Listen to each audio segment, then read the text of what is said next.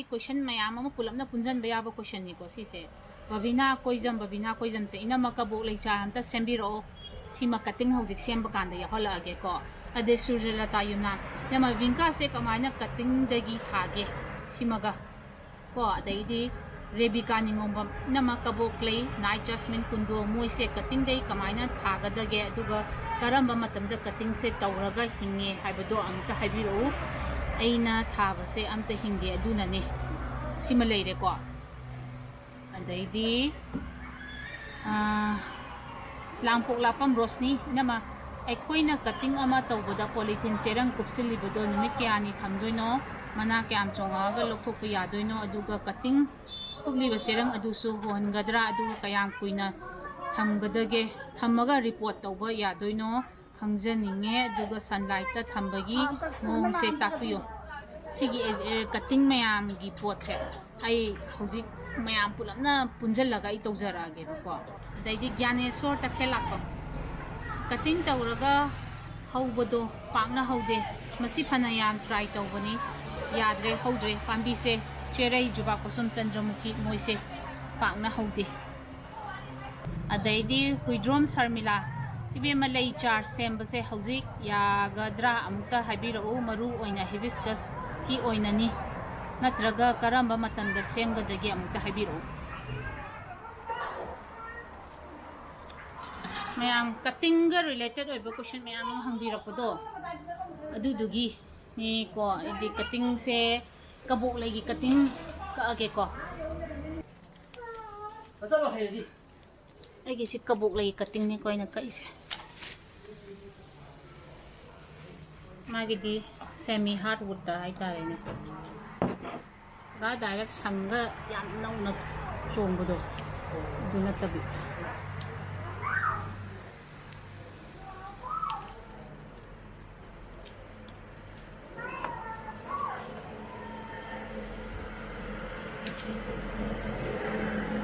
मनागी से लोइना बलफोकियो को मतोन गी तंग थंबीरगा कई मखा ता मनागी से मना अपाकुई से कटिंग द मना चाउना थंबसे कटिंग कंगनबगी मरम अमा ओय कबोक्लेगी कटिंग लौब लोइगरे को विंका गी अमस हंगबीरपने विंका गी कटिंग लौबसे मतोन तो मागी द सॉफ्ट फूड तने दम असंगबसे सिदम लौबीरो को मागी दे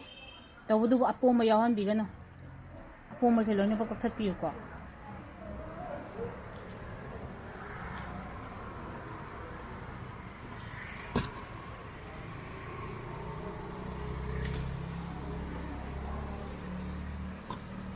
देदी मागी यामनसु वांगहम बिगन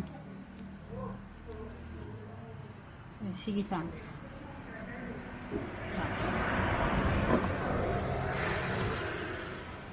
सिना विंका लेरे सिना कबोक्ले लेरे अदुगा कार्नेशन गी अमा हंगबीरपदो डायरेक्ट कार्नेशन प्योर फ्लावर दुदी लेतेबको आइदे अदुगा आई नर्सरी दा हंगबदा सु मदु थीबा खंगद्रे अदो सेंग हारबदा कार्नेशन गुंबा अदगी स्वीट विलियम्स गुंबा से अदुम मानबने अदुगा स्वीट विलियम्स ओइना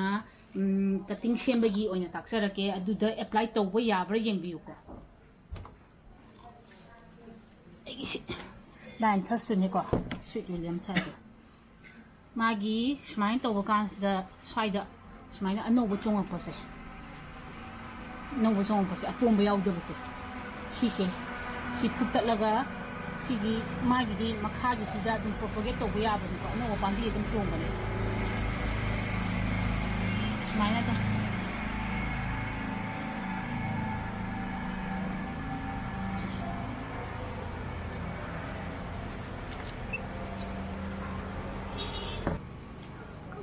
लई सालगना लई मथकी से कार्नेशन गी द मथकी मतोंदो अपोमदो स्माइल लौथोपिरो अदुगा सी मखोक से मना से कटिंग तौथोपिरेदना को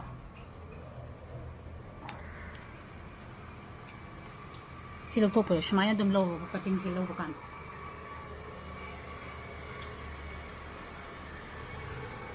सी अपोमसे लौथोपिरो कहीं हेंग मरा चोंगनबगी इनर्जी दो मोइना लई सातपदो इन चटकिने मरा चोंगतबिदा अदु कटिंग तंगकने यारे को अदु सी कमाइन थागनी सिगी पोटिंग मिक्स कमाइन तौगदगे दो अय मो हिजर adagi si cutting gaise si thabagi potting mix ti ngasai 20% lengoi ko adagi si 10% lobiro vermi compost ni ko y 10% gum leibak 10% si tokhai biro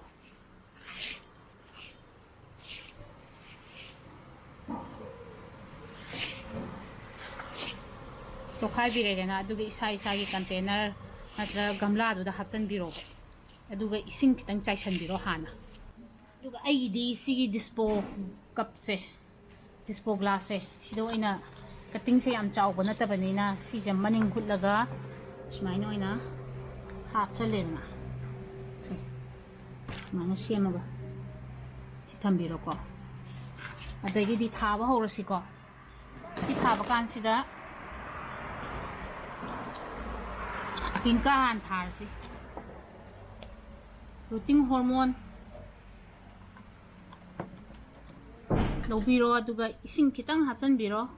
rooting hormone aphaba ma lobiro ising kitang hapsan biro ko aduga paste ana pire dana aduga sai si makhong se not ani gumbase si tension biro min ama natraga ani muk thambiro tang supsalan se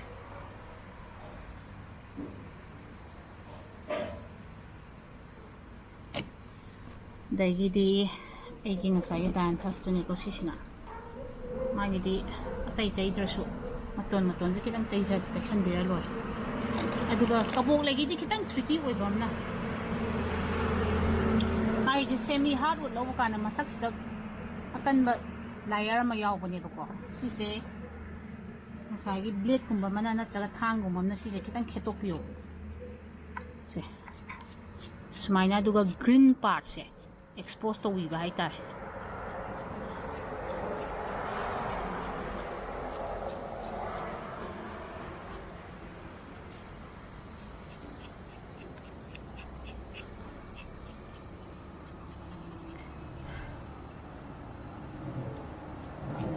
keto eko duga root fermentation biro si sup mini ini gumaktang ngais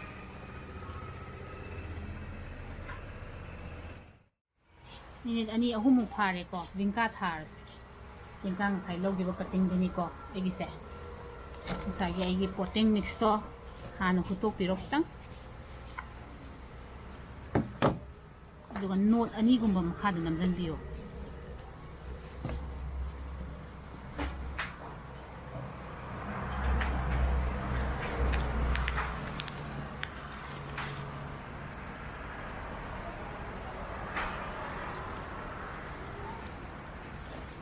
do dan tasidi yamna hugan bani ko carnation haido agi din note ani hum ay yung jan bigger lor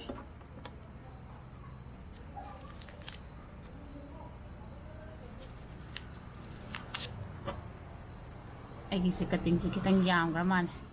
patra siga yari gadi sigumba se lai macha oiragadi cutting ani de hen yung birun si pulap hawraga budi pulap phuktoga hen gamla chawom da dum sin mayam nungai bani smaine pulap thagi dedi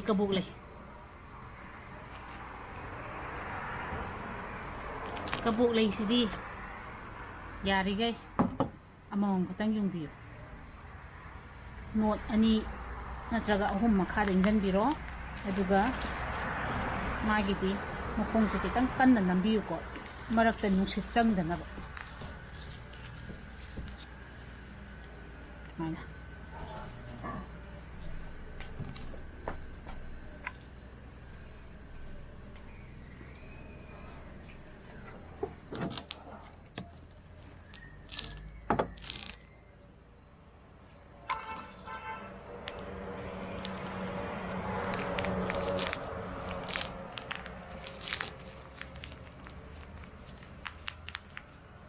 si thara matungda khoi gi dinga sai potting mix se loina ba ising hana chai garabna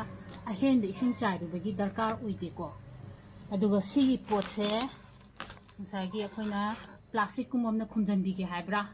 natraga plastic container amda hapaga khumjanbige haibra numit 20 days kumbadi adumaina khumjanbiraga cutting se kangdanaba angan ma mafam aying mafam da thambiyo nusa dai ta subu ku thupigani ko